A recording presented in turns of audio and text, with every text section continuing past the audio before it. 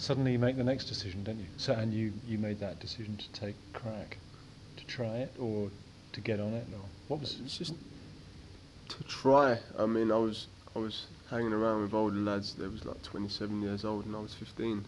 And these guys were manipulating me, using me to do kind of their dirty work because I was up for anything. I'd be the first man in and last man out, and they exploited that. And I didn't see it at the time. I thought these guys cared for me. I thought they, were showing me that kind of family affection that I've always wanted. And they was doing it. I didn't want to be the one sitting on the side. Just, I wanted to experience what they're doing. Why are they doing that? I was so inquisitive as a kid. Why are they doing that? What is it like? I want to know what it's like. You can't tell me what it's like and explain it to me. I want to experience it for myself. And based on that, I've made some really poor decisions.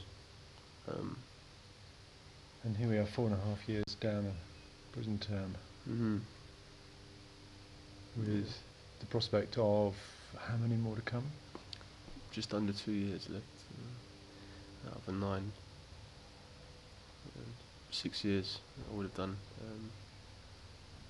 by the time I get out, which is a long time, man.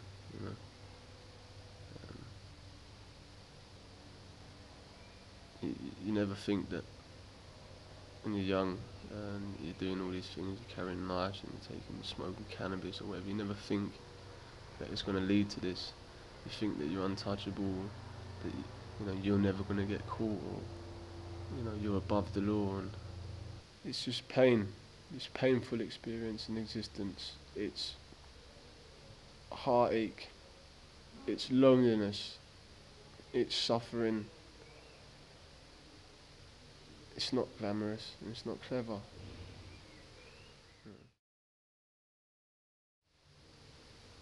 It's a hard lifestyle. It's not a lifestyle for anybody.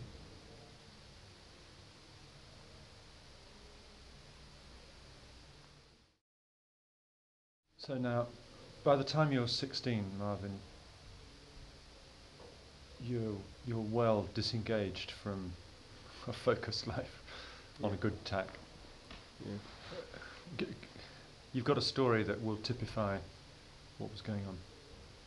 Yeah, I mean, there was a night where I was smoking a lot of crack cocaine with a friend of mine. We'd run out of crack, and we was driving along in a convertible, and then we're driving over a hill, and there was two guys walking on the other side of the road, and I could have sworn I heard them say, look at them flash, so and so's, and I just stopped the car. I had a 13 or 13 inch kitchen devil on me. The blade must have been about that big, serrated edge blade.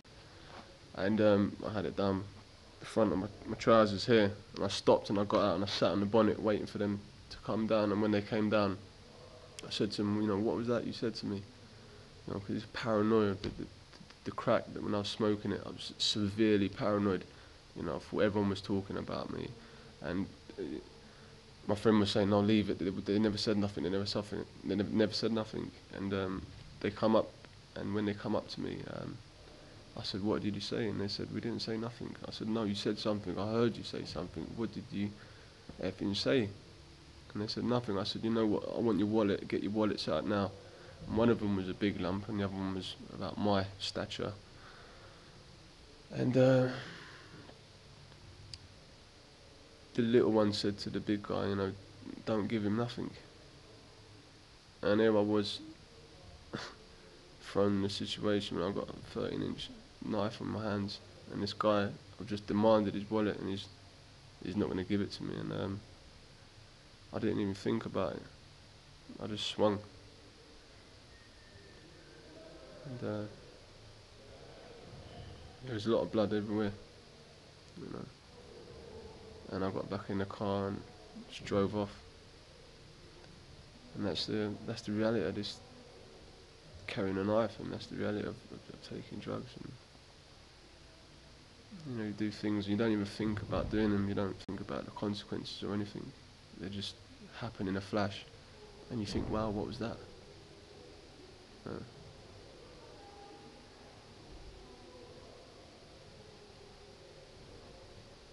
It's an amazing story, and it's you dishing out a lot of pain, and in here you get it back, don't you? Loneliness is the killer. That's the one, man. You know, going to bed night after night on your own. No one to give you a cuddle, no one to say they love you. It's just you on your own, you carrying your own cross. And it's hard. You know, there's nothing easy about prison. It's the hardest journey I've ever been on. And, you know, it's no fun. It's not fun and games. You've got to take this seriously because it's your life you're dealing with. Yeah. It's good, you know, that's, you've been very generous, thank you. Because I just realised we got two fantastic stories out of you. And, you know, the you of 16 and the you now, 31, who's discovered things about himself he didn't know were there. Mm.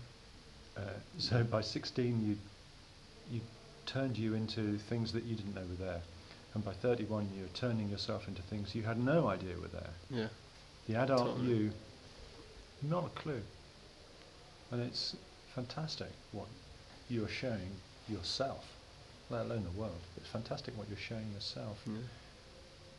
You look like becoming next. It's just a shame it's taken so long for me to, you know, to find myself.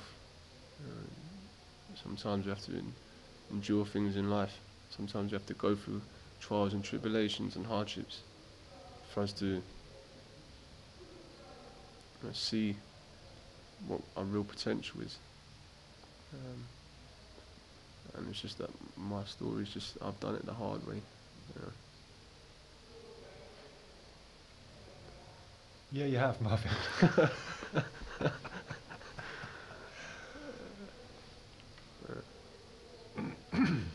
And that was a wonderful smile.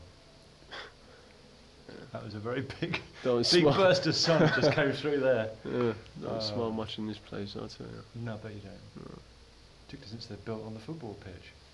Yeah, that's a downer. I was sick when I come here and I heard that.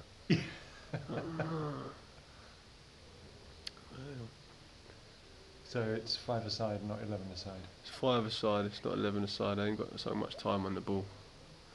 It's a lot of running around, but it's good, you know, it keeps me fit. Mm-hmm. Gets me a sweat on, go back, release some tension. Yeah. So it's good. Hey, well, thank you very much for giving some time today. Yeah, it's no been problem. nice to come up and meet you, and good luck with all the work. Yeah, I appreciate it. It's been it's nice that someone's coming in to kind of sit down and talk to us and get some real insight into, you know, this kind of lifestyle that people are trying to glamorise, and some people try and glamorise, especially these rappers and all that. And this is, you know, this is the lifestyle. And hip hop. I mean, what is going on through hip hop? You know, it sickens me that these guys have got such talent and they're using it to promote violence, drugs. It sickens me, you know. You've got a talent, you're given that talent for a reason, not to do that with it. Mm-hmm. At all, not that. That's not what it's given to you for. There's fascination with bling that's all over the place at the moment, you know. So that general culture is picking up this vocabulary and stuff. It sort of symbolises the materialistic culture that's laid over everything, isn't it? And that's a lot of pressure for a young person. Isn't it? Yeah. You know, if you know your friends are all wearing £110 trainers and you got a £30 pair of trainers on your foot, you're not part of my gang, mate. You know, and if your parents ain't paying for that kind of money, you find ways of making that money just to be part of that. It's a shame, man. It is, you know, this materialistic kind of crap. It's just all crap. It's really. Bit of work waiting for you to do, isn't there, when you get out of here? Yeah, I can't wait. No, I know. It's great, I isn't can't it? wait. Yeah. It's great to be that impatient. And Yeah. you're learning and putting it all together, right? Yeah. Yeah. Definitely. Thanks a lot. Cheers, man. It's been a pleasure.